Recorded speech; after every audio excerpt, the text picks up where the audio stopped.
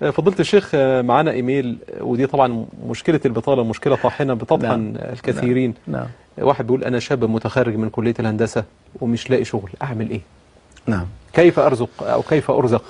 والله طبعا بإذن الله تعالى. نعم. يعني نعم، علينا بس بالبحث عن أسباب الرزق والأخذ بالأسباب. يعني ومن يتق الله يجعل له مخرجا ويرزقه من حيث لا يحتسب. عايزك تكتر من الاستغفار، عايز أقول له كتر من الاستغفار. عايز أقول له كمان خد بالأسباب وكلم كل حبايبك اللي يلاقي له شغلانة مناسبة.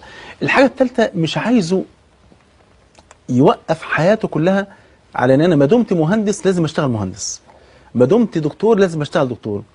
اي شغلانه حلال اخويا وحبيبي اشتغلها، ايه المشكله؟ النبي صلى الله عليه وسلم كان يرعى الغنم وكان يعمل بالتجاره عليه الصلاة والسلام. والنبي صلى الله عليه وسلم قال ما اكل رجل خيرا من عمل يدي، وان نبي الله داود كان ياكل من عمل يدي. نعم. وكان زكريا عليه السلام كان يعمل نجارا. والنبي صلى الله عليه وسلم يقول ما من نبي الا ورعى الغنم. قالوا حتى انت يا رسول الله؟ قال حتى انا رعيت الغنم لاهل مكه على قراريط. ده النبي صلى الله عليه وسلم. عليه أفضل الصلاة. يبقى اذا الانسان ما يوقفش نفسه على شغلانه معينه، اي شغلانه ما دامت حلال